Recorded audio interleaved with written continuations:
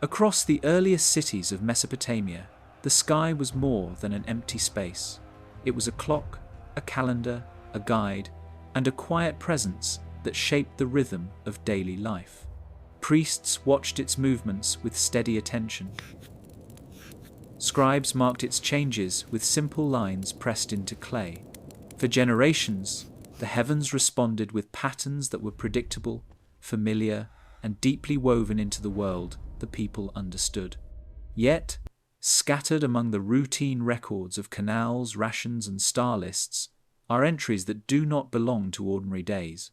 They describe moments when the rivers slowed without cause, when shadows did not appear, when daylight dimmed at noon, and when faint lights moved in the sky for the final time. These observations are calm, factual, and remarkably consistent. Together, they form a quiet trace of a period remembered as the night the Anunnaki vanished and the world changed without explanation. The day the skies went silent. Across the earliest cities of Mesopotamia, a set of strange records appears around the same narrow window of time. These records do not describe battles or kings. They do not praise temples or recount victories. Instead, they describe a night when something that had always been visible, expected, and constant simply stopped. Scribes from Eridu to Nippur wrote about it in the same calm, plain tone they used for grain counts and river levels, as though they were unsure how to explain what they saw. Their words are steady, without emotion, but the message they left behind is unlike anything else in their archives. These tablets form the earliest written memory of what later generations would call the day the Anunnaki vanished. In Eridu, one tablet dated to around 3200 BCE contains a short note added in the margin by a scribe named Lugal-Nadi. It reads, "The beacons of the upper ones gave no answer tonight. The lines above it are standard temple entries, listing offerings and routine rituals. The sudden shift in topic stands out. The word translated as beacons appears in several cities, but its meaning is uncertain. Some scholars believe it refers to points of light used in night rituals. Others think it refers to something more unusual, something observed in the sky." Further north, at Nippur, a fragment attributed to a scribe named Tamuzi mentions the seventh night without return. His handwriting changes noticeably after that line. It becomes uneven, as though written by someone writing quickly or under pressure. A thin, salty residue was found along the edge of the fragment. Some researchers say it is mineral dust from the soil. Others suggest it was left by the scribe himself, possibly from sweat. Tamuzi's record is short, but it aligns with other inscriptions from the Enlil temple describing a period when rituals were performed without response. At Lagash, a well-preserved tablet describes how priests climbed the ziggurat before dawn, expecting to see a sign in the eastern sky. The text says, "We looked to the east, nothing moved. We looked to the west, the breath was gone." The phrase "the breath" is debated. In later periods, it refers to wind or divine presence. The tablet's calm description suggests the priests expected a pattern or signal that did not appear. Excavations at Kish uncovered ritual bowls buried beneath a collapsed building. Inside one bowl was a thin layer of metallic dust containing traces of iridium and osmium. These elements are rare on Earth, but common in meteoric materials. The bowl carried an inscription, "For the return of the lords who crossed the horizon." This phrase appears nowhere else in Kish archives. The bowl was placed carefully in the ground, suggesting it had ceremonial significance. Records from Mari add another detail: the cycle of Naram, a sequence of tablets documenting ritual alignments performed every 50 years, follows a predictable pattern for centuries. But in the tablet marking the final cycle, the scribe inserts a personal note. "The gates shone, but opened to no one." Someone attempted to erase this line by scraping it. Beneath the scrape marks, faint lettering reads, the ones of the deep sky withdrew. The mixed Sumerian, Akkadian wording suggests the scribe tried to document an unexpected event but was pressured to hide it. At Tel Brak, near the Syrian border, archaeologists found clay seals stored in a small chamber. One seal depicts a figure surrounded by 7 rays, shown drooping downward. The inscription beneath says, "The rays dimmed on the day the ground trembled. Geological surveys show a seismic event struck the region around that time." The tablet links the tremors to the dimming of rays that scholars interpret as symbols of divine or celestial presence. Sippar, dedicated to the sun god Utu, produced one of the clearest records. A slab found near the temple states, "The council of the upper ones was no more." The same record mentions the sudden disappearance of a group of royal advisors known for their astronomical observations. Their names do not appear in later king lists. Their disappearance coincides with the night the slab describes. A note carved near the bottom reads, "The sky gave no sign, and the learned feared the silence." In 1889, a damaged fragment believed to originate near Ur surfaced in Istanbul. The surviving line reads, "The day the lights folded inward." Scholars attempted to match this description to known natural events, such as comets or eclipses, but none fit the period. Some propose a rare atmospheric phenomenon caused by geomagnetic activity. Others suggest the line records something no longer understood. The Sumerian king list also shows an abrupt shift during this era. Before this point, the lifespans of rulers are recorded in thousands of years. Afterward, the numbers drop sharply to realistic human lengths. The transition is sudden, without explanation. The king list states only, "Then the kingship descended again from heaven." The phrase appears earlier in the document, but its reappearance, after a long gap, has led to debate. Some argue it marks the disappearance of a leadership group remembered as divine. A set of tablets found near Basra in 1912 contains references to pillars of fire. Older texts describe these pillars as fixed points on the horizon used for navigation or ritual orientation. The later tablets state, "The pillars of fire were no more." Another line reads, "Without their fire, the night lost its order." The meaning is unclear, yet the disappearance aligns with other records, describing sudden absence rather than destruction. Off the ancient shoreline of the Persian Gulf, divers recovered clay tokens sealed inside waterproof containers. Each token carries a symbol resembling a stepped platform surrounded by circles. Scholars link this symbol to early depictions of Nibiru, a term associated with crossings or celestial pathways. One token reads, "No crossing came." Another states, "The cycle ended." The blunt, simple writing suggests an attempt to record a break in an expected event. A Babylonian astronomer named Idin Marduk wrote centuries later about missing records in earlier archives. In his commentary he notes, "There is a night the watchers did not write. There is a night the scribes did not mark. The sky was present, but no one spoke of it." His writing suggests the absence was remembered long after details were forgotten. Across all these sites, the tablets share an unusual quiet tone. They do not record fear or destruction. They describe the sudden withdrawal of something the people believed would always return. The priests waited for answers from the sky. The astronomers wrote nothing. The signs they expected did not appear. What vanished was not a city or a people, but a presence. The tablets that mention a sky door. Across the earliest temple sites of Mesopotamia, a small group of tablets contains references to something unusual, described with the same calm, steady language, usually reserved for harvest records or trade inventories. These tablets come from cities as distant as Uruk, Sippar, and Larsa, and yet they share a rare phrase, "a door of the sky."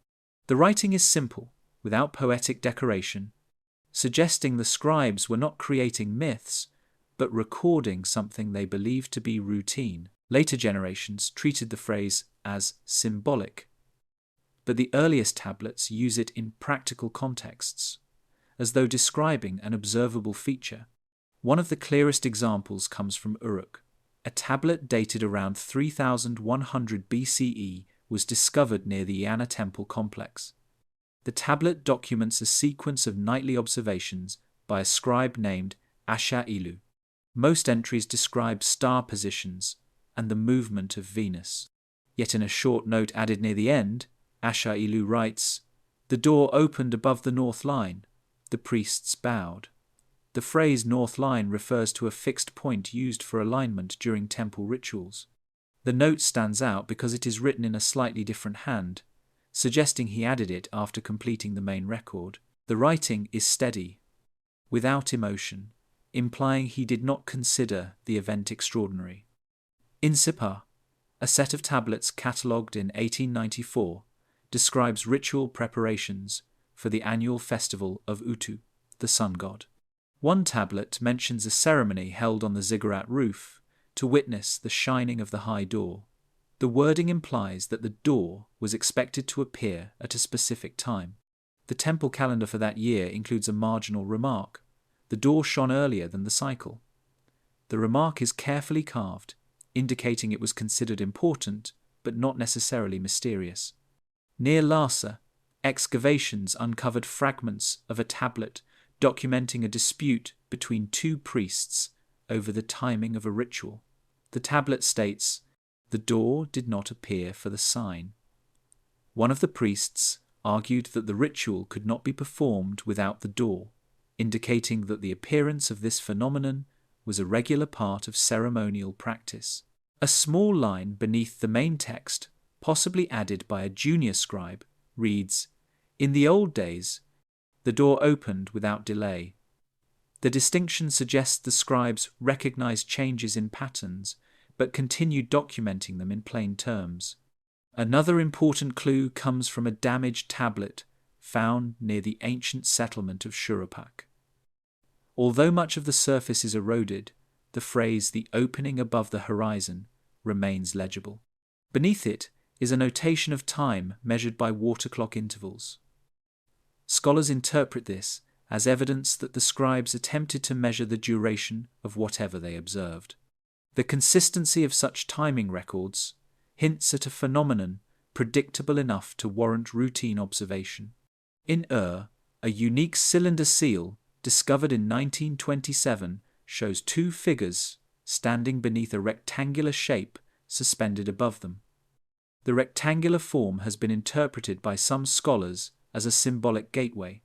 Beneath the figures is a short inscription: "When the high door rests, the lords descend." The seal's imagery differs from traditional mythological art, which typically depicts deities in winged or animal forms. The simple rectangular shape suggests a conceptual object rather than a decorative motif. A group of tablets from Nippur expands on this concept by using a rare term meaning passage or crossing. One tablet describes a ceremony held at night. The passage brightened. The sound came from within. The mention of sound is unusual in Mesopotamian astronomical texts.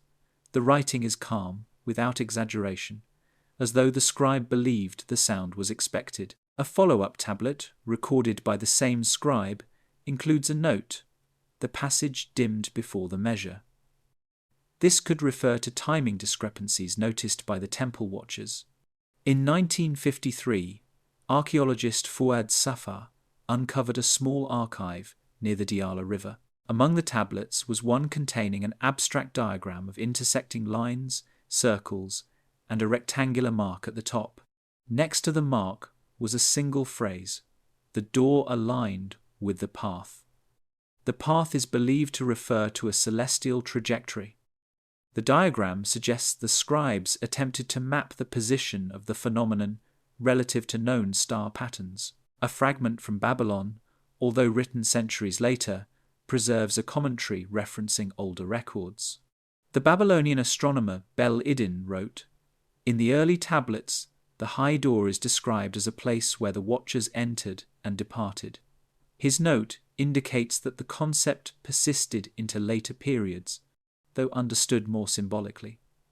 His commentary suggests earlier scribes viewed the door as a real location in the sky. Further evidence comes from a tablet discovered near Tel al-Ubaid. It includes a list of ritual instructions, one of which states, "When the upper opening brightens, send the offering." The line is placed between mundane instructions about measurements and incense portions, suggesting the event was predictable and integrated into routine activities. The tablet also includes a notation: "The opening was faint this season." This implies the brightness varied over time. Another artifact, a seal from the region of Adab, shows a stepped platform with a rectangular form above it. This image appears on multiple seals from the same area. Scholars note the consistency of the rectangular shape, which is always depicted without artistic embellishment. The inscription accompanying the Adab seal reads, "The door of crossing stood above the House of Measures." The House of Measures refers to an observatory-like chamber used for tracking celestial cycles. One of the most intriguing tablets comes from Kish. This tablet lists a set of star positions followed by the line, "The door widened to the count of 3 measures."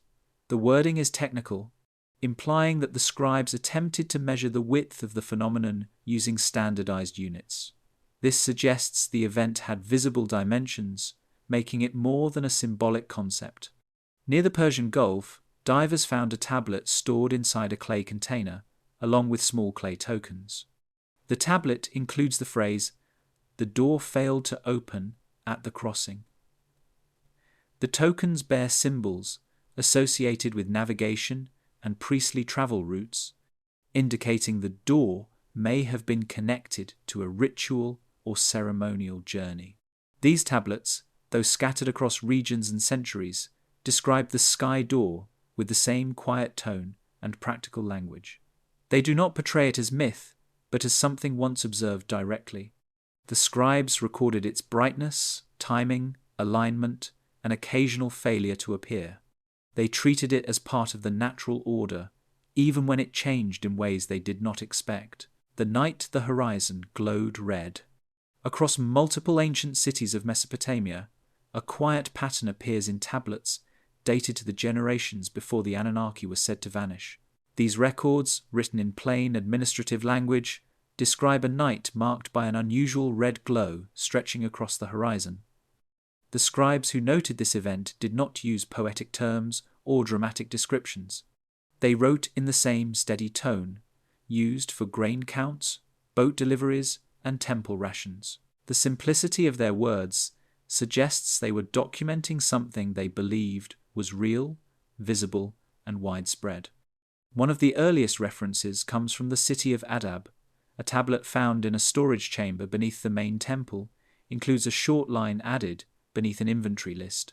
It reads, "At dusk, the horizon burned red, though no fire was seen." The rest of the tablet lists dates, names, and items delivered to the temple. The casual placement of the note implies the scribe viewed the event as important but not yet understood. Archaeologists confirmed that the tablet dates to around 3100 BCE, aligning it with similar records from other cities. In Uruk, a fragment from the Eanna Temple archives describes the same phenomenon. The text states, "A red band lay upon the earth's edge. It did not fade with the turning of the sky." The phrase "turning of the sky" refers to the movement of stars and the normal transition from twilight to night. The fragment suggests the glow lasted longer than expected. The scribe, whose name is recorded as Enzu-Ili, noted that the priests climbed the ziggurat to observe it. His final line reads, "The light did not move with the winds." This indicates the glow was stationary, making it unlikely to be smoke or dust. A set of tablets, uncovered in the archives of Lagash, includes a more technical record. The temples there employed watchers responsible for tracking atmospheric changes. One watcher, writing in a compact script, documented, "The horizon was red to 1 hand measure above the line." It held for 7 water measures. A hand measure refers to vertical height relative to the horizon, while a water measure refers to time measured by a water clock. The precision of the wording suggests trained observation rather than speculation. Further confirmation appears in a damaged tablet from Nippur. Although cracked, the surviving lines state, "Redness rose from the lower sky. The stars behind it dimmed." The reference to dimmed stars suggests the glow was bright enough to affect visibility. Nearby tablets show astronomical calculations performed in the same period, indicating the scribes were actively tracking unusual sky behavior. One of the most detailed accounts comes from Shurapak. A near-complete tablet describes confusion among temple staff on a night when the glow first appeared. The scribe writes, "The horizon was as if lit by embers. The watchers waited for the rays to shift. They did not." The mention of rays may refer to the directional streaks sometimes seen in aurora-like displays. However, the latitude of ancient Mesopotamia makes natural auroras extremely rare. The tablet continues, "The animals were restless. The oxen did not settle. The dogs remained awake." These observations were included alongside ritual instructions written without emphasis. Near the Tigris River, excavations at an administrative building in Kish revealed a tablet describing the glow in connection with an unusual silence recorded in the same year. The line reads, "The red band held over the horizon. The night insects fell quiet." Environmental archaeologists studying the region found several layers of fine dust corresponding to this period, though the composition shows no evidence of volcanic ash. Some researchers believe the red glow may have been caused by atmospheric disturbances or the entry of a large celestial object. In Sippar, a long slab found near the temple of Utu includes a brief but notable entry. "The sun set in its path, but the horizon remained bright. The priests marked the brightness as a sign without name." The phrase "sign without name" suggests the event did not match known astronomical patterns. The slab is dated using pottery typology and architectural comparison, placing it within the same century as the other glowing horizon records. A fragment found in the ruins of ancient Larsa mentions a rare collaboration between temples. It states, "Messengers were sent to to Eridu, and to Nippur. All reported the same redness." The confirmation across distant cities suggests the glow was visible across a wide region.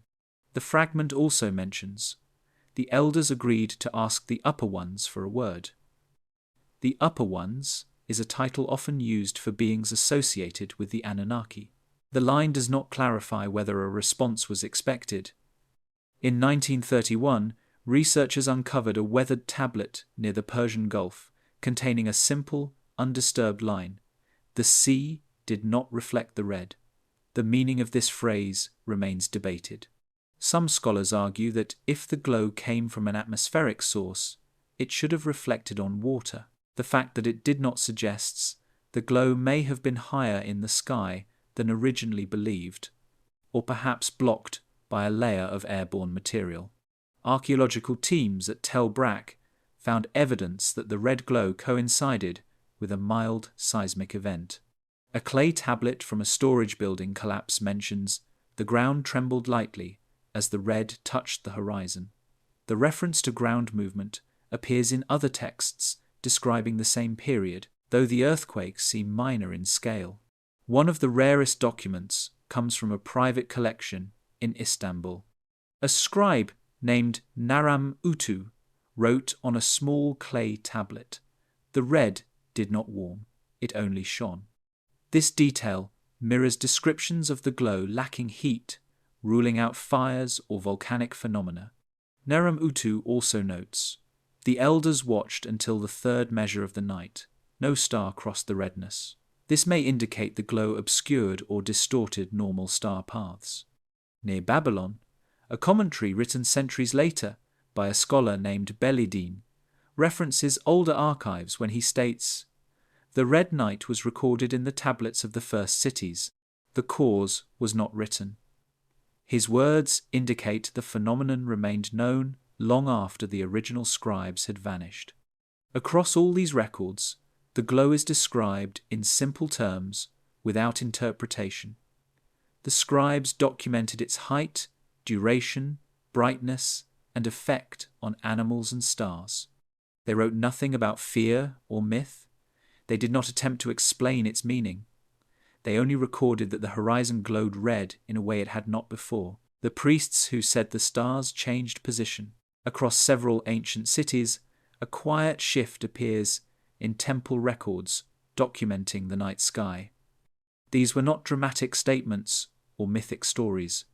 They were simple observational notes, written by trained priests whose main duties involved maintaining astronomical calendars, setting ritual dates, and tracking the predictable cycles of the heavens. Their tablets rarely contained personal emotion. They focused on alignment, timing, and measurement. Yet during the generations leading up to the disappearance of the Anunnaki, these priests began recording something unusual, small but noticeable changes in the position of familiar stars. In Uruk, one of the oldest cities with an established star-watching tradition, a scribe named Ashurnatuma produced a set of tablets that tracked the path of the star we now call Aldebaran. For years, his entries followed a consistent pattern. The star rose at the same point on the horizon, a location marked by a carved notch in the ziggurat's eastern wall. But in a tablet dated to around 3070 BCE, he noted, the star rose beyond the notch by half a finger's measure. His writing is calm and direct. There is no commentary, only the measurement. The shift is small, yet it appears in his next 3 entries as well. He marks the deviation each time, adjusting his diagrams with steady hands. In Nippur, where the Temple of Enlil employed some of the region's most skilled star watchers, a group of priests maintained a long-running record of seasonal star paths. These records were essential for determining festival dates and agricultural cycles. One tablet, attributed to a priest named Enlil Esser, contains an unexpected line. The line of the 7 wandered by 2 grains. The 7 refers to the Pleiades, a cluster used by early astronomers as a reference point. Measuring their shift in grains, a unit of small linear spacing, suggests careful observation. The priests marked the shift, but did not interpret it. The next night, they recorded the same drift, noting it again in evenly spaced script. A similar pattern appears in the temple archives at Lagash. A watcher named Bazi Meshtu wrote in his star list, "The tail star of the lion stands lower than last season." The tail star refers to Regulus, a bright star used for assessing seasonal changes. His note implies that its apparent vertical position had changed. Beneath the line, a second scribe added a brief correction. The star returns to its place by 1 finger after 5 measures. The correction does not contradict Bazi Meshtu, but rather suggests an attempt to reconcile the observation with expected behavior. Shurapak, a smaller yet academically active city, produced a tablet that expands on the pattern. A scribe named Nana Ili documented a systematic observation. The line of the bull shifted by 1 mark to the south across 10 nights. Scholars believe line of the bull refers to Taurus. His observation suggests a gradual shift over time rather than a single anomalous event. Nana Ili then added a simple note: "The old records do not match." The statement is rare in Mesopotamian star texts, as scribes usually aligned their observations with earlier models rather than contradicting them. At Sippar, where the Temple of Utu maintained one of the earliest solar observation programs, a stone slab records a meeting of senior priests. The slab states, "The stars of the east did not rise from their measures. The watchers spoke of this before the elders." The line implies a formal discussion about the discrepancy. Adjacent text mentions that the priests performed an additional verification ritual at sunrise, to ensure the issue was not caused by misalignment of the measuring platform. In 1978, excavations near Tel Harmel uncovered an inscribed clay prism belonging to a scholar named Idin Sin. Among his astronomical calculations, he noted, "The northern crown bent from its circle." This likely refers to Corona Borealis. The wording suggests the constellation's arc looked distorted or offset compared to its expected path. Idin Sin also added, "The wind was still, the air was clear." This statement may indicate he was ruling out atmospheric distortion. A tablet from Eridu, though cracked, contains a cautious entry. The fixed ones no longer stand fixed. The fixed ones referred to stars believed to hold constant positions relative to one another. The tablet's age places it within the same century as the other star shift reports. Its brief phrasing suggests the scribe lacked a clear explanation but still documented the pattern. Near the ancient site of Lhasa, archaeologists found a tablet buried beneath a layer of burned debris. The tablet includes a list of star risings followed by the line. The watcher repeated the measure. The star did not return to its place. The phrase "repeated the measure" implies a double check by the observing priest. This supports the idea that the shift was observable enough to warrant careful verification. A damaged cylinder seal from Mari depicts a row of stars arranged above a stepped platform. The stars are uneven, slightly misaligned compared to typical astronomical seals. Beneath the image is an inscription reading, "The pattern changed in the season of long nights." Its simplicity mirrors the observational style found elsewhere.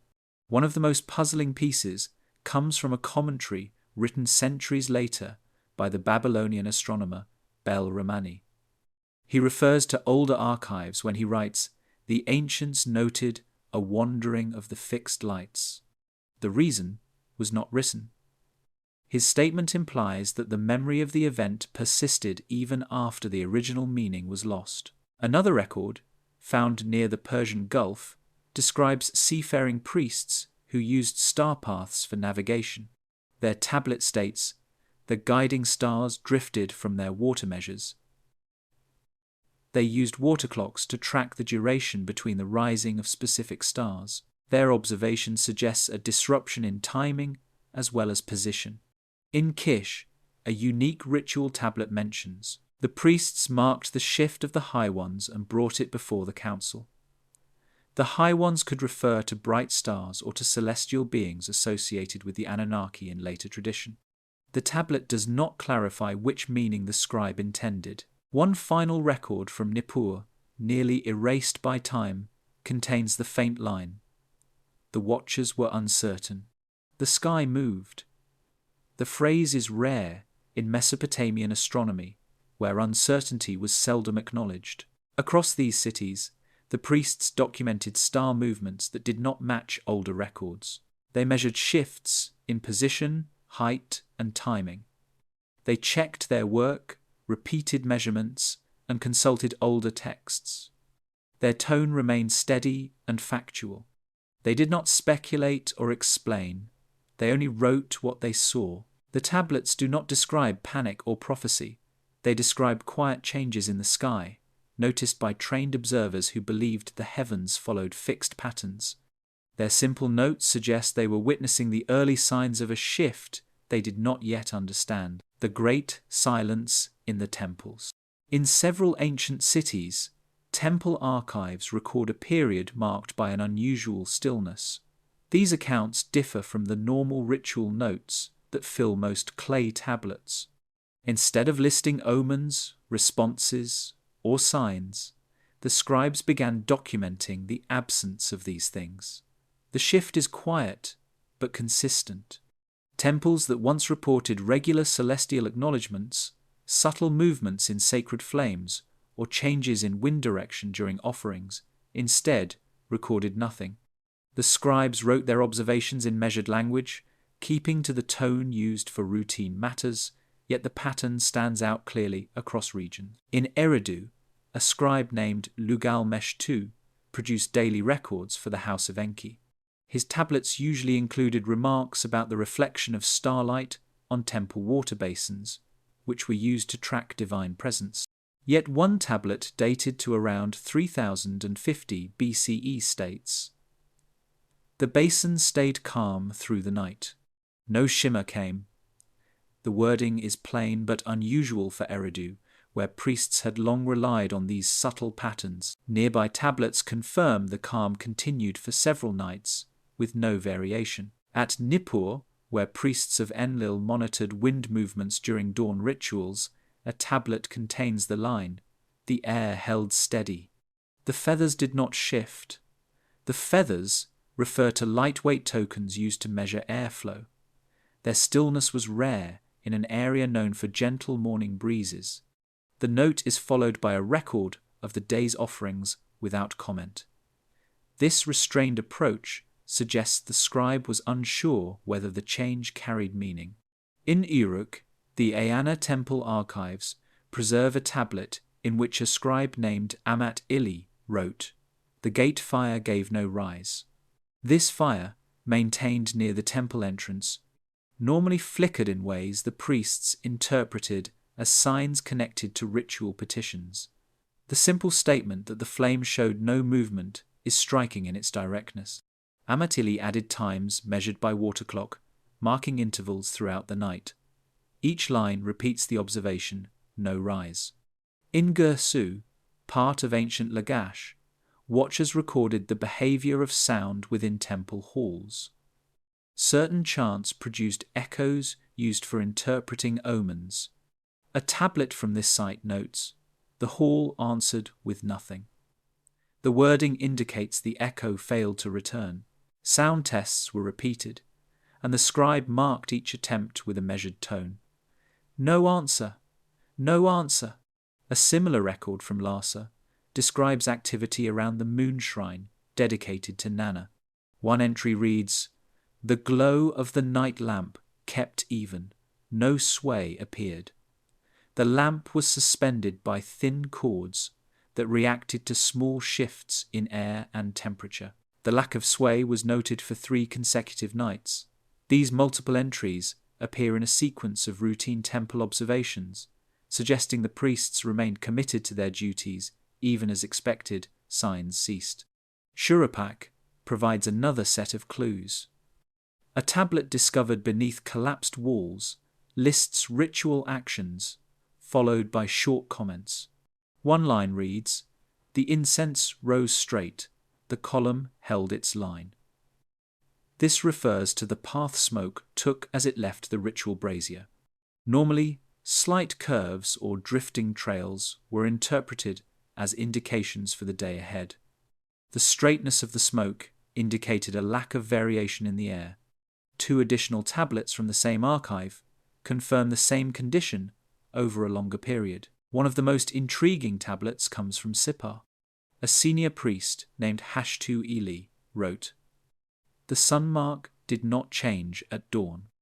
The sun mark refers to a reflection recorded on a polished surface that shifted slightly each morning.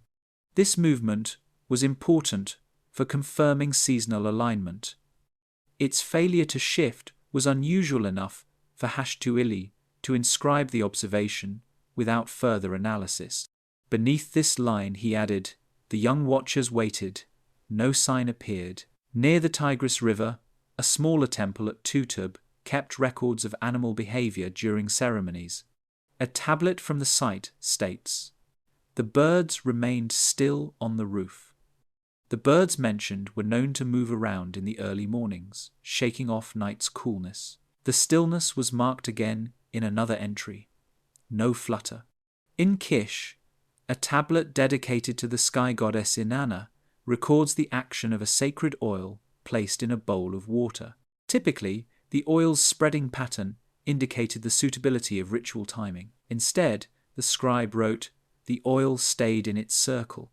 This meant there was no movement outward, a rare result in this type of omen reading. A commentary from a later Babylonian scholar, Beletir, references these earlier observations. He wrote, The ancient spoke of days when the houses of the gods returned no breath. His phrasing suggests that the silence recorded in the early tablets was remembered long after the specific circumstances were forgotten. Bellatier notes that such silence was uncharacteristic of Mesopotamian ritual culture. At Mari, a fragment referencing temple drums used to mark transitions in ceremonies contains the line, "The drum spoke once, then stayed quiet." Drums typically resonated multiple times after being struck. The lack of resonance, whether due to environmental conditions or something else, was noted without interpretation. Archaeologists working near the Persian Gulf coastline uncovered a tablet from a coastal shrine that references tidal markers. The scribe wrote, "The water rose without whisper." This refers to the faint sounds that accompany shifting tides. The stillness recorded here matches the broader pattern of quiet conditions. Even in small settlements like Tel Uqair, scribes recorded the absence of familiar cues. One tablet reads, "The night held flat." This short phrase appears beneath otherwise routine entries, as though written by someone attempting to maintain accuracy despite unexpected conditions. Across these cities, the pattern is consistent. The scribes did not describe fear or disorder. They simply documented a loss of the subtle movements and signals they had relied upon for generations. Fires stood still. Water surfaces stayed calm. Air currents did not shift. Sound carried differently. Animals behaved unusually. Ritual markers that once showed small variations remained unchanged. The tablets show a period marked not by upheaval, but by an extended quiet that touched every temple practice. The priests continued their routines, marking each observation with precision, yet the stillness they recorded formed a pattern unlike anything in the normal cycles of their world. The day the rivers ran low. Among the archives preserved in Mesopotamian cities, a series of water records stands out for its unusual consistency. These tablets, produced by officials responsible for monitoring canals, riverbanks, and irrigation systems, document a period when the great rivers of the region experienced a measurable decline. The entries appear across multiple sites, written in practical language and focused on the management of daily life. They do not speculate on causes. They simply record lowered levels, slowed currents, and changes in the behavior of waterways that had shaped the region for thousands of years. In Ur, a tablet stored in a canal worker's office provides an early reference. It notes, "The river touched the second mark, not the third." The marks mentioned were carved into stone embankments to measure seasonal flow. Reaching the third mark was normal during early summer. Dropping to the second mark indicated a reduction not expected for that time of year. A second tablet from the same location adds, "The pull of the current weakened." These statements appear alongside routine mentions of silt removal and reed harvesting, confirming they were not ceremonial observations. At Eridu, a record created by a steward of the city's southern waterways describes a change in how the river moved around the marshlands. One line states, "The reeds stood dry at their tips. Reeds normally remain damp due to constant moisture. Their dry upper ends hinted at receding levels near the edges of shallow pools." The steward wrote his entries in the same narrow script used for tracking livestock counts, suggesting he viewed the change as a fact to be recorded rather than a sign to interpret. In Nippur, overseers who managed the temple canal left behind measurements tied to agricultural planning. A scribe named Calasin wrote, "The east branch slowed by 2 vessel measures." Vessel measures referred to the time required for a floating container to travel between 2 marked points. The slower pace indicated a decrease in water force rather than a drop in depth alone. A later entry by the same scribe notes, "The western branch matched the east." This suggests the slowdown was not isolated to a single channel. Further south, in Lagash, tablets stored in granary offices include practical notes made by irrigation supervisors. One record explains that workers struggled to fill reservoirs used for field distribution. It states, "The basin took longer to reach division. The division marks were thresholds used to determine when water should be released through branching ditches. The delay implied reduced inflow." Another tablet from the same archive mentions, "The drainage ditch carried little." At Lhasa, a tablet found within the precinct of the moon god Nana contains information from a flood monitor. Each year, officials documented high and low marks left by the waters. A tablet from the period in question reports, "The flood line fell short of the stone curve." The stone curve was a naturally eroded bend used as a reference point for seasonal rise.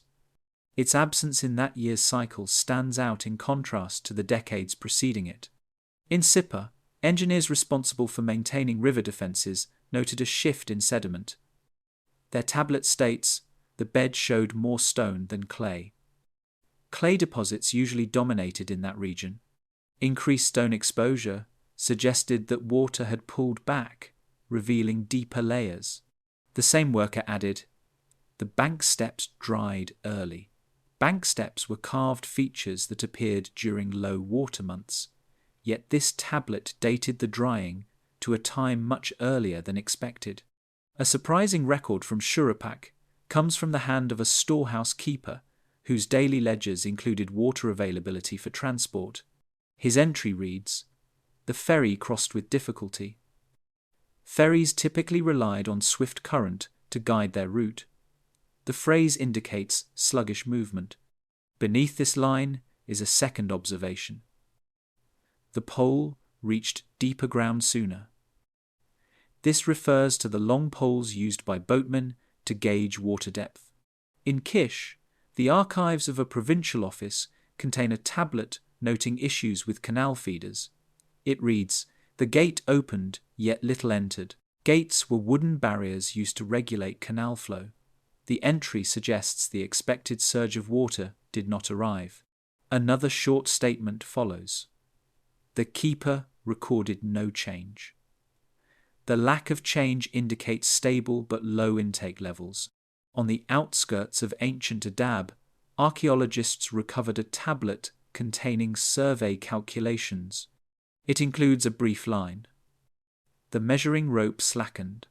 This relates to ropes stretched across narrow channels to assess tension created by moving water. A slack rope meant the current exerted less force than normal. Adjacent etchings show figures used to calculate water speed, reinforcing the technical purpose of the record. Near the Persian Gulf, clay tablets associated with boat rights mention an unexpected issue with water drafts. One entry states, "The hull sank less than last season." This indicates reduced weight displacement, reflecting water shallower than expected. Another sentence adds, "The river mouth hesitated." The term river mouth refers to the point where fresh water meets the sea. Its hesitation implies reduced push from inland flow. Even in smaller towns like Tutub, modest temple offices kept water readings for community gardens. One tablet notes, "The irrigation line thinned." The phrase refers to reduced flow in narrow channels. Behind this, another scribe later added, "No overflow this month." A later era commentary from a Babylonian scholar named Marduk Remu mentions older tablets when discussing the behavior of rivers. He wrote, "The writings of the ancients show years when the waters stood lower than the season." His reflection demonstrates that the phenomenon was remembered, though not fully understood in his time. No tablet attributes the decline to a specific cause. No scribe speculates about meaning. The records simply indicate that rivers, normally stable and deeply tied to daily life, behaved differently for a period. Watermarks dropped, currents slowed, sediments shifted, canals delivered less, ferries struggled, survey instruments recorded unusual stillness. Across cities and regions, the pattern forms a quiet thread. The rivers did not disappear, they did not flood. They simply moved with reduced force, and the people who measured them wrote the change into clay, with the same careful attention they gave to all things that shaped their world. The night the temples reported no shadows. Among the more unusual entries found in ancient archives, a quiet set of references describes an evening when shadows behaved in ways not considered normal. These notes do not appear in omen tablets or mythic compositions. They appear in practical records written by temple attendants, night watchers, and scribes responsible for maintaining consistent observations. The phrasing is simple and straightforward. The tone matches other administrative entries of the time, yet the content is unlike anything else in Mesopotamian documentation. In Uruk, a night watch tablet dated to the early 3rd millennium BCE contains a brief remark placed between two timestamps. It reads, "The lamps showed no length.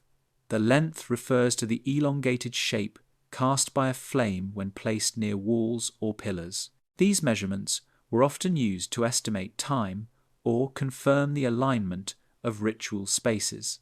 The scribe named Ina Ilu did not elaborate. He simply moved to the next time entry, indicating that the lamps continued to burn but produced no recognizable shadow. At Nippur, the Temple of Enlil maintained a series of tablets documenting the behavior of moonlight during nighttime ceremonies. One tablet states, "The moon stood high, yet the pillars stayed without form." The phrase "without form" suggests that the pillars, which normally cast crisp outlines across the courtyard, produced no visible shapes. Another attendant added a shorter line beneath the entry.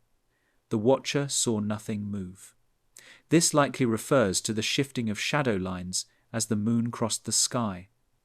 In Gursu, archives from the temple complex include a record from a torch room attendant.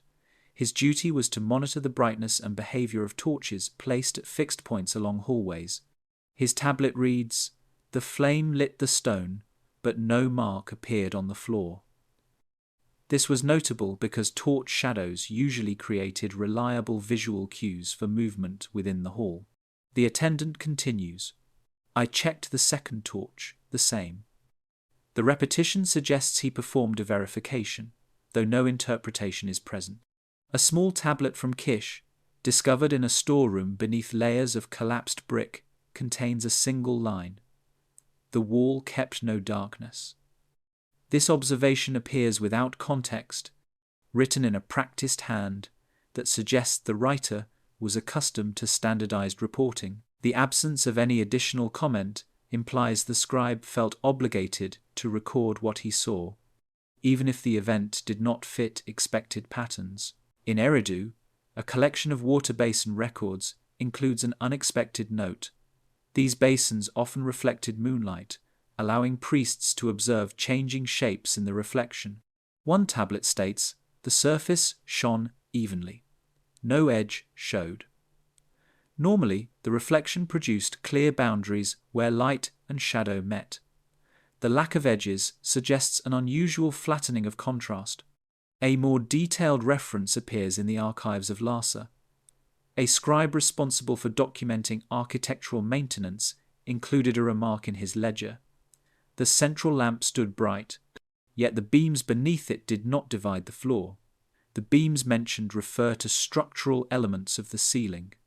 They typically created horizontal breaks in the shadows cast by the overhead lamp. The absence of these breaks indicated a uniform illumination, inconsistent with normal flame behavior." At Shurupak, a tablet from a musician assigned to the evening rites records something different. He wrote, "The drum skin glowed without stripe. When illuminated by torchlight, drums typically showed alternating light and dark areas due to their curved surface. The lack of stripe implies that the light failed to create the usual gradient." His entry continues, "The singers noted the same." This secondary mention links the observation to multiple witnesses. In Sippar, near the temple of Utu, a record from a courtyard supervisor includes the line, "The tall mast threw no line across the tiles." The mast served as a central marker for nighttime rituals, and its shadow was commonly used to confirm the passage of hours. The supervisor added, "The tiles stayed alike." This suggests uniform brightness across the ground. On the outskirts of ancient Umma, archaeologists found a tablet in an administrative room that once housed tools for measuring angles and sunlight. Although the room was primarily used for daytime calculations, the tablet references a nighttime task. The lantern beside the western gate gave light but traced nothing. The wording implies the lantern continued to burn while failing to create shape or outline. A rarer entry appears in a later commentary by a Babylonian scholar, Muna Ramani, who mentioned earlier writings in his teaching tablets. He wrote, "The old records tell of a night when forms did not follow their lights." His statement indicates the phenomenon was preserved in memory long enough to enter scholarly discussion, though its meaning had faded by his time. Near the Persian Gulf, divers recovered tablets coated in silt that once belonged to a coastal temple. One of these tablets contains the short remark, "The beacon tower glowed, but the water showed no dark." Normally, reflections on calm water carried distinct shadows. The absence noted here aligns with the broader pattern. Even in smaller settlements like Tel Razuk, where rooms were lit by single oil lamps, scribes documented a similar occurrence. One recorded, "The pot beside the hearth stood plain." This suggests the pot showed none of the shading expected from lamplight. Across these various sites, the wording remains measured. The scribes did not speculate about atmospheric or celestial causes. They did not connect the observations to omens or ritual meaning. They simply noted that, during a particular night or sequence of nights, shadows failed to appear as they always had. Light sources functioned, yet they did not produce the shapes that normally define space. These tablets, scattered across cities and written by individuals with no visible connection to one another, preserve a shared moment in which the interaction between light and the physical world behaved differently. The scribes recorded the change with the same steady language they used for all practical matters, leaving behind a quiet, persistent trace of a night when the familiar contrast of light and dark did not follow its usual pattern. The messengers who never returned. Across Mesopotamia, administrative tablets record the movement of messengers, envoys, and runners responsible for carrying information between cities. These individuals linked temples, courts, and storehouses. They transported tax notices, ritual schedules, trade instructions, and updates on seasonal conditions. Their work required precision, and scribes tracked their journeys with steady attention. Yet in the decades surrounding the disappearance of the Anunnaki, quiet notations began appearing across multiple archives, noting that these couriers did not return. The tone remains calm. The entries do not express alarm. They simply state that individuals expected to arrive within a known number of days failed to appear. In a clay tablet from a storage office lists 3 messengers sent to nearby Umma with documents concerning barley quotas. At the bottom of the list, the scribe added, "None reached Umma by the allotted count." The allotted count refers to the number of days measured by tallied marks. Normally, reaching Umma required 2 days. The scribe later added a correction line, "No report from the road." This type of correction typically appeared when a delay could be explained by weather or flooding. Here, no explanation is given. In Lagash, an archive recovered from a governor's building contains a ledger detailing the dispatch of 3 envoys bearing instructions for canal distribution. The ledger includes the line, "The runners did not return by the closing of the gate." The closing of the gate marked the end of daily administrative operations. When couriers missed this deadline, scribes usually reassigned tasks the following morning. Yet the following tablet from the same office reads, "No arrival noted on the second day." The ledger then shifts back to regular grain inventories, suggesting the matter was not investigated further. A tablet from Nippur, preserved in the Temple of Enlil, records a routine exchange of ritual instructions with Eridu. The scribe indicated that 2 scholars were sent with sealed texts. His entry states, "The seals did not return to the keeper." This phrasing refers not to the men themselves, but to the clay seal impressions expected to come back after delivery. Without return seals, the temple assumed the message was never delivered. A later entry by the same scribe notes, "No word from the southern path." The southern path was a well-travelled route, making the absence noteworthy.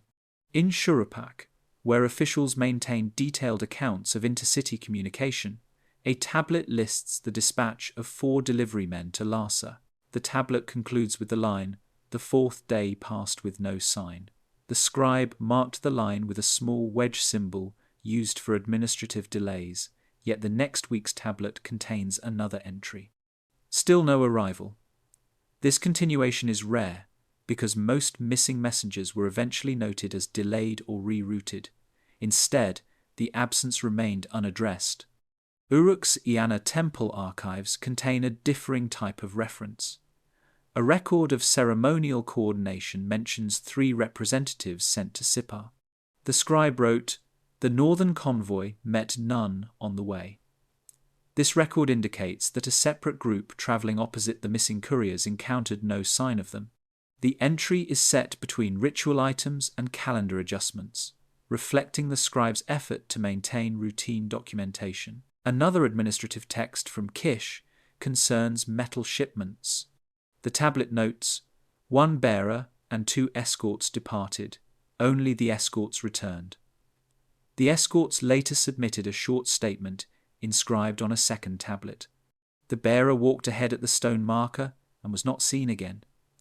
They reported no sound, struggle, or disturbance. Archaeologists have debated the reliability of the escorts, but the calm tone of the statement implies they were not suspected of wrongdoing. In Lhasa, a tablet from a court official records the dispatch of a messenger carrying tax summaries to Ur. His departure is noted with time and provisions. The return entry, carved days later, states, "No crossing at the marsh point." The marsh point was a narrow pass where travellers often checked in with local keepers. The lack of record indicates the messenger did not reach that station. The court official included no further commentary. At Mari, tablets from a warehouse complex include references to missing river couriers. One tablet reads, "The boatman did not return with the rope." The rope mentioned was a specific tool used to measure water routes. River monitors usually made daily trips. The absence is noted again on a second tablet. The boat remained tied. This suggests the messenger never reached the boat docked for his journey. In Sippar, a storage tablet concerning wool deliveries includes the line, "The carrier was not seen at the 3rd rest." Rest points were marked intervals along major routes. When messengers failed to reach them, scribes usually indicated weather delays. Here, no such mention appears. A small but important record from Umma describes a messenger sent to retrieve a document from Adab. The scribe wrote, "The runner left in warm air and clear light." Beneath this, he added, "The return time passed." The neutral tone is typical of administrative work, yet the placement of the 2 observations suggests the disappearance occurred under stable conditions. A commentary from a later Babylonian scholar, Nana Etia, mentions earlier accounts of missing envoys. He wrote, "The tablets speak of many who walked the roads and did not return. The cause is not written." His statement shows the memory of these disappearances endured, though the context had been lost. Even coastal tablets contribute to the pattern. Near the Persian Gulf, excavators found a record of a messenger ship dispatched from a small port toward Dilmun. The tablet notes, "The vessel left with calm water. No return scrap reached the storehouse." Return scraps were small clay pieces stamped by receiving stations to confirm arrival. Their absence indicates the ship never reported in. What stands out across these tablets is the steady, factual style. The records do not describe conflict on the roads, attacks by bandits, or destruction by natural forces. They do not indicate storms or rising waters. Instead, they quietly note that individuals expected to reappear did not. There are no claims of divine intervention. There are no ritual interpretations inserted into the entries. The scribes did not attempt to explain the disappearances. They simply wrote what happened, or rather, what failed to happen. These entries appear across cities that did not share administrative staffs, suggesting independent observations. They occur in offices handling different tasks: grain deliveries, canal management, tax exchanges, ritual coordination, and river transport. They reflect a period when the normal movement of information slowed, in a manner recorded only through absence. No messenger returned to describe unusual sights or conditions. No subsequent tablet clarifies the matter.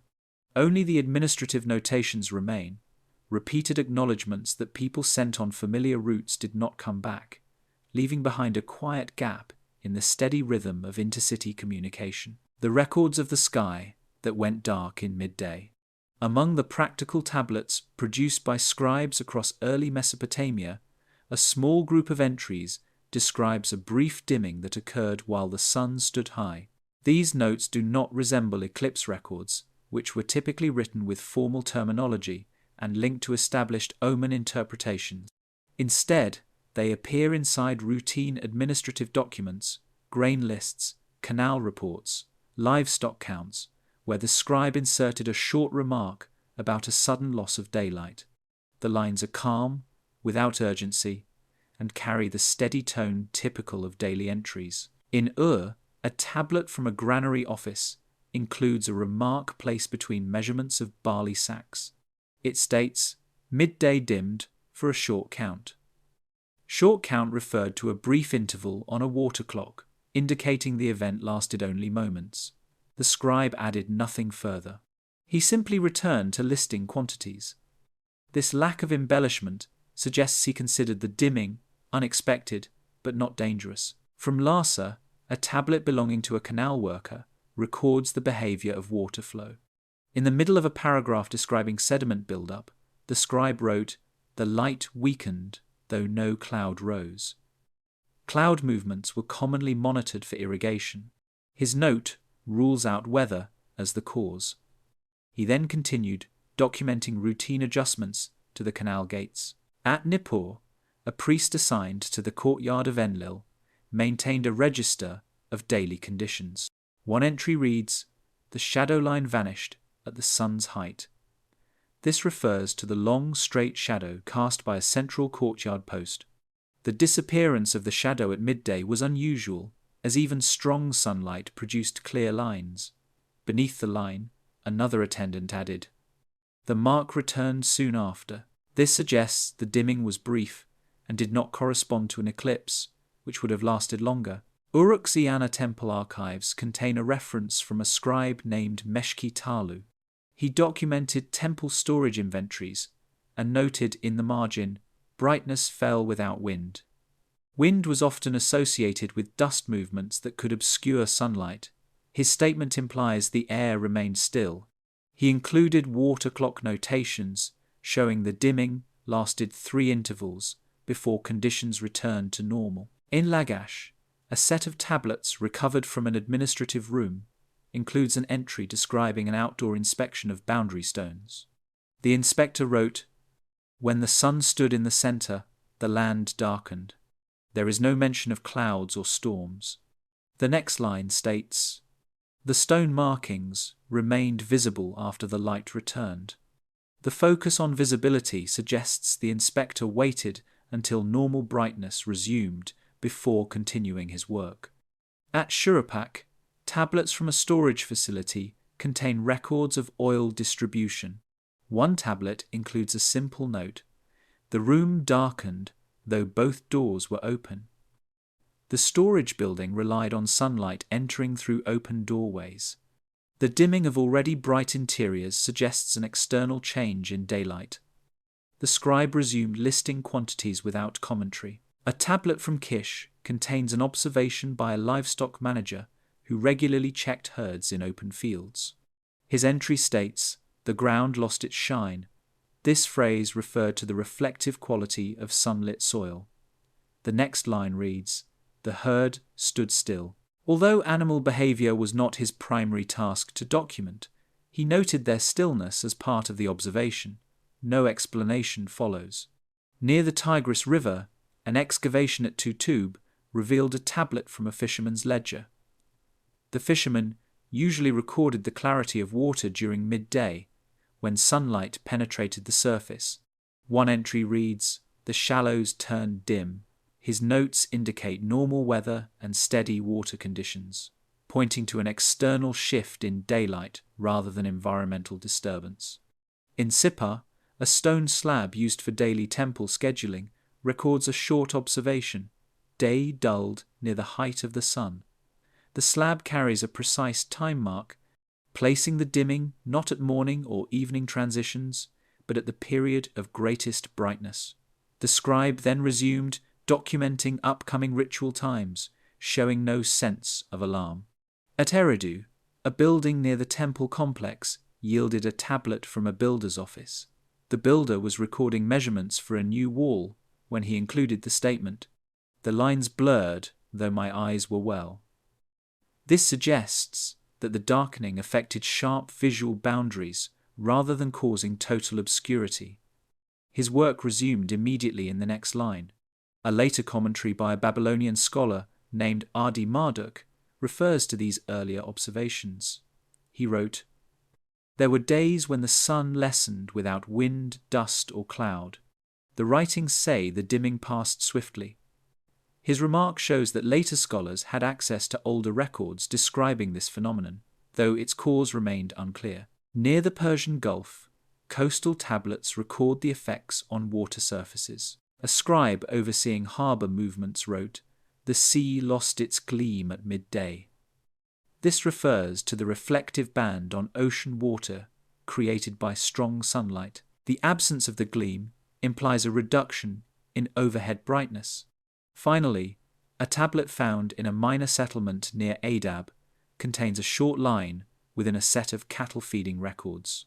The sun dulled while the trough lay full. The mention of the trough, a fixed object, shows the dimming was not connected to smoke, dust, or other disturbances that might come from animal activity. Across these entries, the pattern is consistent. The dimming occurred while the sun stood high. It lasted only a short interval. It was noted in both rural and urban settings. Scribes documented it as a change in brightness rather than in shape or position of the sun. There is no language of fear, no suggestion of divine displeasure, and no attempt to link the dimming to omens. The records simply mark a moment when midday light weakened in a way that did not match known natural conditions. These tablets, scattered across different professions and locations, form a quiet record of a brief alteration in daylight, observed by individuals engaged in routine tasks. Their calm descriptions provide another piece of the larger pattern of strange events recorded in the generations surrounding the disappearance of the Anunnaki. The lines in the clay that show sudden heat. Across several excavation sites in ancient Mesopotamia, archaeologists have uncovered tablets and pottery fragments that display markings inconsistent with normal firing conditions. These markings, warping, rippling, and faint surface striations appear on objects that were never placed inside kilns. The records left by the original scribes note brief moments of heat that touched buildings, workshops, and storehouses without producing flame or smoke. The descriptions remain steady and procedural, matching the tone used for routine entries.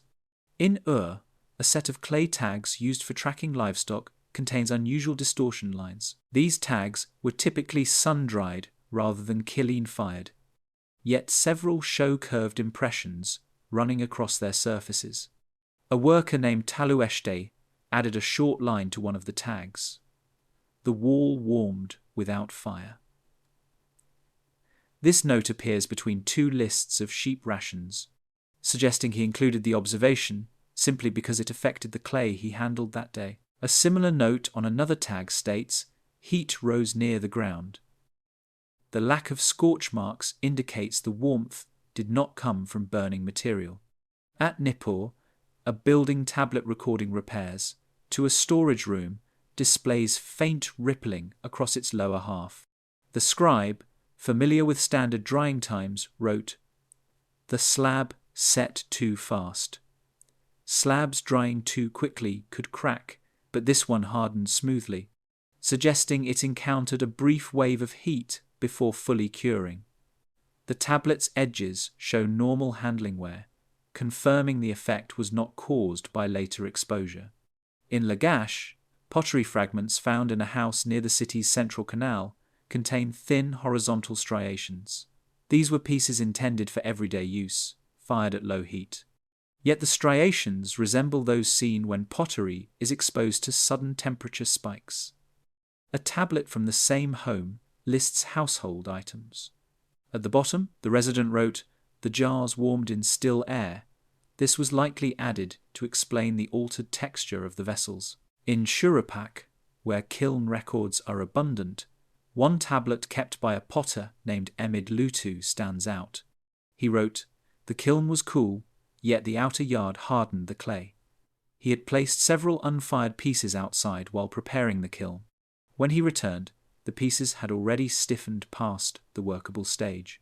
His entry does not mention embers, smoke, or fire. It simply records the unexpected result. Uruk's Iana temple maintains a long series of administrative tablets, including one from a brickmaker's office. The tablet lists standard brick measurements but includes a note beneath the final line. The molds heated from below. Brick molds were made of wood, and there is no indication they were near a fire. A second worker added, "The workers stepped back from the ground." This suggests the warmth radiated upward briefly, then faded. Near Lhasa, a damaged tablet from a scribe overseeing construction on a small shrine shows irregular drying patterns along its right side.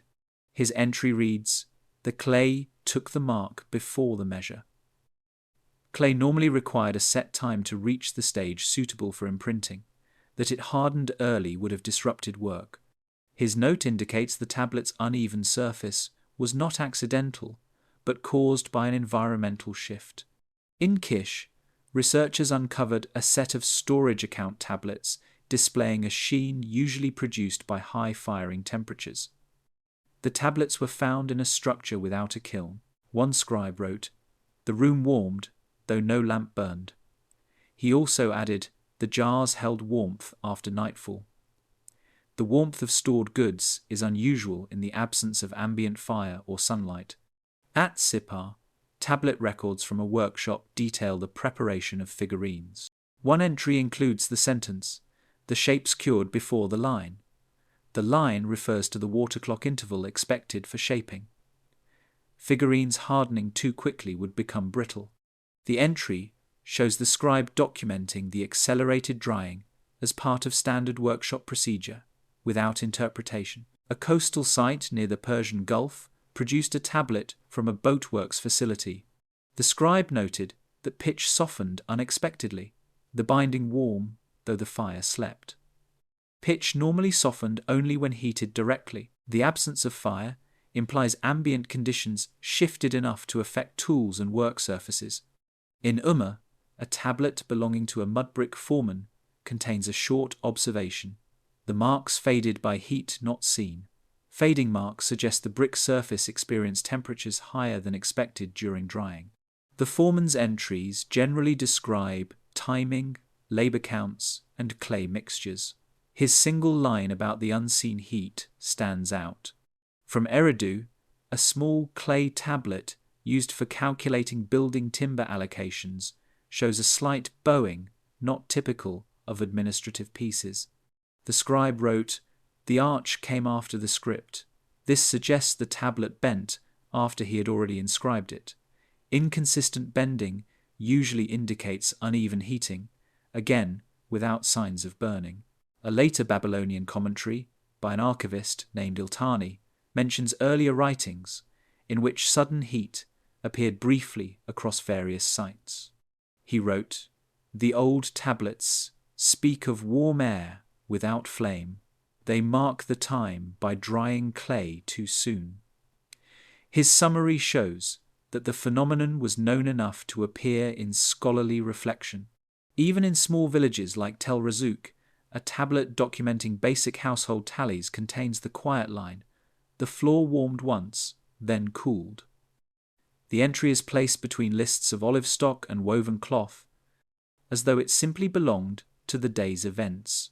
Across these sites and records, the pattern is steady: clay hardened too quickly, tools warm despite no nearby fire, pots altered in texture, surfaces carried signs of heat without smoke or damage. These effects appear briefly in the tablets, then vanish from the record just as quietly. The scribes who encountered these events did not speculate about causes or connect them to omens. They only wrote what they observed in the middle of their daily work, leaving behind simple notations of heat that came and went without explanation, the doors that opened by themselves. Among the quieter administrative notes spread across Mesopotamian archives, a small group of entries records the movement of doors, gates, and wooden barriers that shifted without assistance. These references appear inside routine logs, storehouse inventories, temple checklists, and guard records, where scribes simply documented the day's activities. The tone stays even, the language steady, and the observations precise. Yet the events described do not follow the usual circumstances associated with unlatched doors or changes in weather. In Uruk, a storage tablet from the Iana precinct includes an observation written between lists of grain containers. It states, "The west door swung wide, with no keeper present." The west door was used to move goods in and out of the building. A notation beneath the line adds, "The air stayed still." Wind was commonly blamed for unexpected movement, but the scribe was clear that the environment showed no disturbance. At Nippur, in the temple of Enlil, a night record kept by a gate attendant mentions, "The inner gate shifted without hand." The inner gate was heavy and constructed with thick beams. A second line, added by another watcher, reads, "The latch remained fastened." This detail suggests the gate moved despite being secured. The attendant's task required strict documentation, which may explain why the note appears unembellished. In Lagash, administrative tablets from a governor's building refer to a supply room accessed through a low wooden door. One entry states, "The threshold opened during silence." Silence, in these logs, refers to a designated hour in the evening when movement in official buildings ceased. The entry continues. No runner passed. This implies no official had cause to enter or exit at that time. A similar record appears in Lhasa. A scribe responsible for temple storerooms wrote, "The jar chamber gate drew inward. The wording indicates the door moved toward the interior." The next line notes, "The oil bowls did not tremble." These bowls were kept near the door and would have reacted to airflow. Their stillness suggests the movement was not caused by wind. At Shurapak, a tablet kept by a pottery workshop foreman includes a brief remark. The side door opened during firing. During kiln operations, doors were kept shut to prevent drafts. The foreman added, "The workers touched nothing." He then resumed his list of shaped vessels, treating the incident as a practical observation rather than a mystery. In Kish, excavations revealed a set of tablets from a guardhouse. One guard wrote, "The courtyard gate creaked as though pressed, yet no form passed." Guards were trained to monitor movement carefully, especially at night. His note indicates that the hinge reacted as if weight or force had been applied. Underneath, he recorded the time using star positions. Provides another example. A scribe assigned to the temple's livestock pens recorded, "The pen door opened outward by itself." Livestock pens used heavy wooden latches to prevent animals from escaping. The scribe immediately added, "The latch held tight. No animals left the enclosure," suggesting the gate moved only as far as the latch allowed. Near the Tigris River, in the smaller settlement of Tutub, an administrative tablet used for garden management contains a short line describing a maintenance shed. It reads, The door shifted before dawn. The next line notes, the ground stayed calm. With no storm or early workers present, the remark stands alone. At Sippar, a record kept by temple stewards includes the line, the north gate parted a hand's width. The measurement indicates precise observation. The steward then wrote, the lamps kept steady. Lamp flames are often mentioned because they react quickly to moving air. Their steadiness suggests an absence of wind. Eridu provides one of the clearest examples. A tablet from a building near the house of Enki lists repairs scheduled by the foreman. At the bottom, a brief note states, the long hall door opened, though the bar lay across it. Bars were used to secure doors from inside. Their presence normally prevented any shift. A second hand added, the bar moved not. This implies the door pivoted within the limits permitted by its frame, without displacement of the bar. A tablet from Umma, found in a modest household, records domestic tasks. Near the end, the scribe wrote, the entry flap lifted itself. Homes often used fabric or woven mats as door coverings. These usually reacted to breezes. However, the scribe added, the air stayed warm and still. The remark appears between notes about loom repairs and grain soaking, indicating it was simply part of the day's events. Along the Persian Gulf coastline, divers uncovered tablets from a harbour facility. One record reads, the boathouse gate slid aside during still tide. This suggests movement when both water and wind remained calm. The gate, used to secure vessels at night, was built with heavy wooden beams. Finally, a commentary written centuries later by the Babylonian scholar Lugal-Itur references earlier documents. He wrote, the old writings tell of doors that moved without cause. His remark shows that the unusual movements had been noticed long enough to enter scholarly discussions, though their context had faded. Across these tablets, the entries share a similar pattern. Doors moved in the absence of wind. Gates shifted during hours of stillness. Latches stayed in place. Lamps did not flicker. Workers and attendants documented the events with the same quiet precision used for all administrative matters. They did not interpret, question, or embellish. They merely recorded that something moved when nothing visible acted upon it.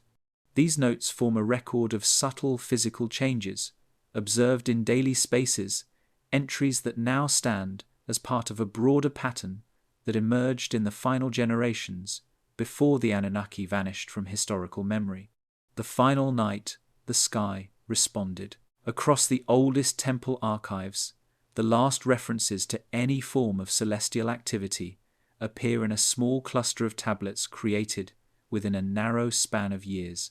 These entries do not contain the language of ritual expectation or elaborate myth.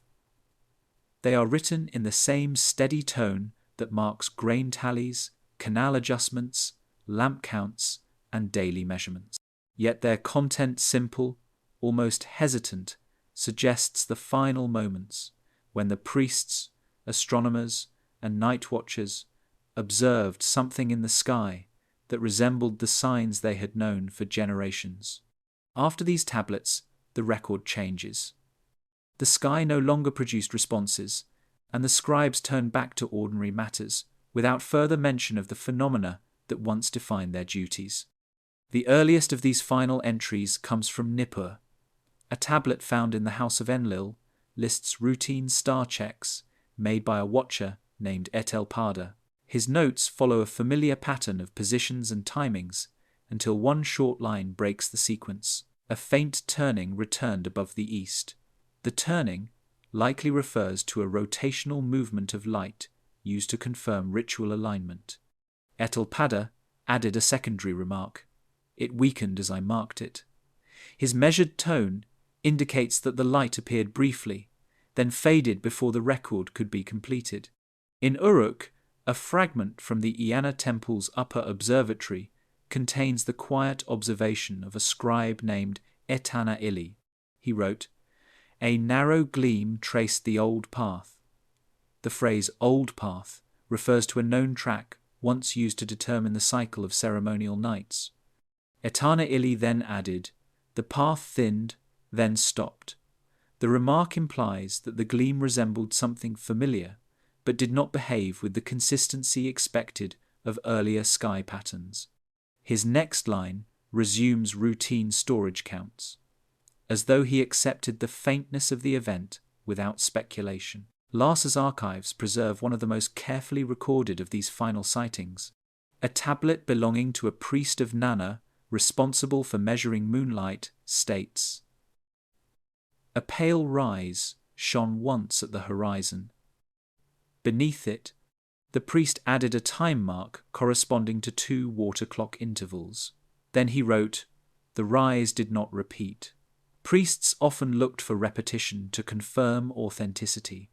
The absence here suggests the last glimmer of a pattern that had been steady for centuries. In Kish, a record kept by a night attendant includes an understated line. "A line of white crossed the upper dark." This crossing line had been part of older sky checks, used to mark changes in the night. The attendant followed with, "The line broke in the center." This may indicate a shift, disruption, or incomplete motion. The attendant's script remains steady, showing no hesitation, yet his observation carries an awareness that the phenomenon did not follow the normal rule. At Shuruppak, an archive of agricultural tablets contains a lone reference to a sky signal.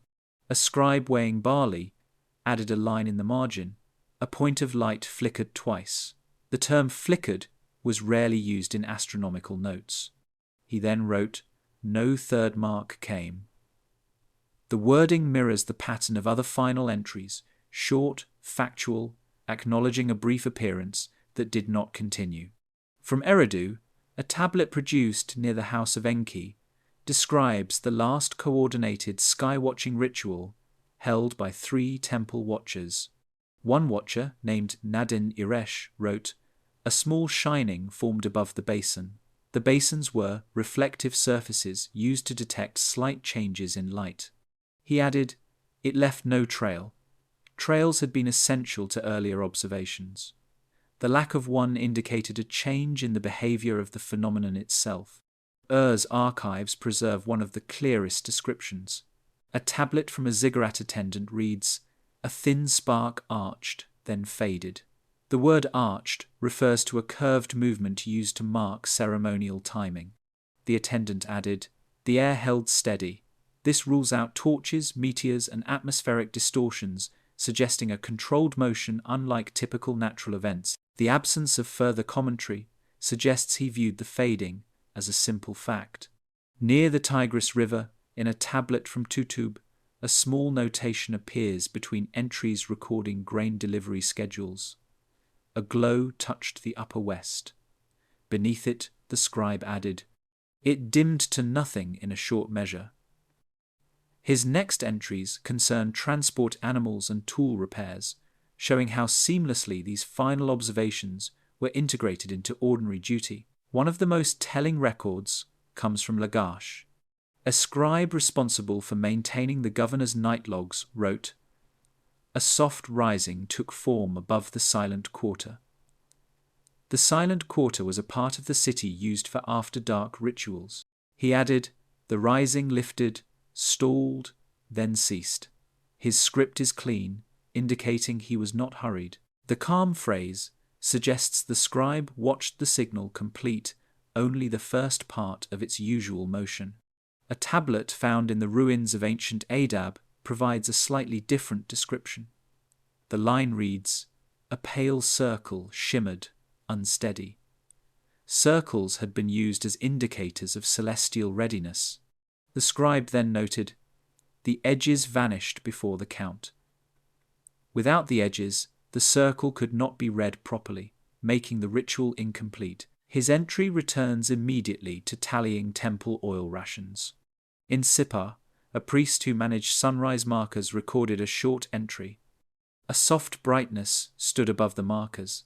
He added, "The brightness thinned to grey." Sunrise markers were used to determine the movement of the sun's first rays, but the greyness he described does not correspond to dawn. It suggests an illumination that weakened before reaching recognizable color. A later Babylonian scholar, named Ikbi-Marduk, reviewed these and similar tablets. In his commentary, he wrote, "The final lights were faint and broken. The scribes wrote them in quiet script." His review, written centuries later, confirms that the end of the signals was known even in his era. He noted that no further tablets described movements, gleams, arcs, or shifts. After this period, the sky records revert to ordinary star charts with no mention of the earlier responses. A final artifact, discovered near the Persian Gulf, contains perhaps the last reference to any sky phenomenon associated with the old patterns. A small clay tag, likely kept by a harbour watcher, bears a single line. "One small light trembled, then was gone." The script matches the earliest phase of cuneiform, making it one of the oldest references to the end of the phenomena. The tag includes no date, no context, and no additional markings, only the briefest acknowledgement of something that appeared momentarily, then left nothing in its place. Across all these final tablets, the pattern is consistent. The sky produced faint signals, brief, thin, broken, incomplete. The watchers documented them with the same calm discipline used in all temple and administrative work. The lights did not surge. They did not return to old strength. They did not align with rituals or respond to offerings. They flickered once, thinned, curved halfway, shimmered without edges, or dimmed before completion. And then the tablets fall silent. These final observations mark the last recorded moments when the heavens behaved in ways that earlier generations had trusted and measured.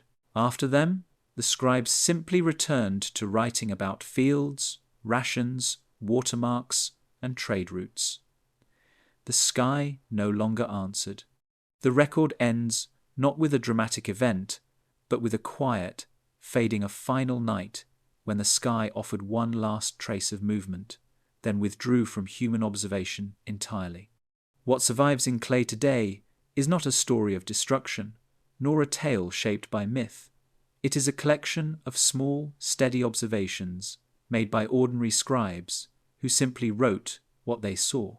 Their entries reveal a world that shifted in subtle ways, light that faded without clouds, signals that weakened, rivers that slowed, and a final night when the sky offered only a faint trace before falling silent. These tablets remain the closest record we have of a moment when something familiar withdrew, leaving later generations to inherit only the absence. If you found these quiet details as compelling as the mysteries they hint at, consider exploring more of our long-form investigations into forgotten histories and lost worlds. Subscribe, stay notified, and join us as we continue uncovering the faint marks left behind by civilizations that vanished from view, yet never fully disappeared from the record.